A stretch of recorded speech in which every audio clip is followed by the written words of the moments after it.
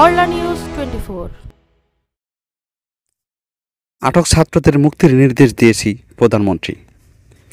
কোটা সংস্কার আন্দোলনকে ঘিরে সাম্প্রতিক সহিংসতার ঘটনায় আটক ছাত্রদের মুক্ত করে দিতে নির্দেশ দেওয়া হয়েছে বলে জানিয়েছেন প্রধানমন্ত্রী শেখ হাসিনা। শনিবার ৩ আগস্ট দুপুরে গণভবনে পেশাজীবী সমন্বয়ক পরিষদের সঙ্গে অনুষ্ঠিত মতবিনিময় সভায় এসব কথা বলেন তিনি।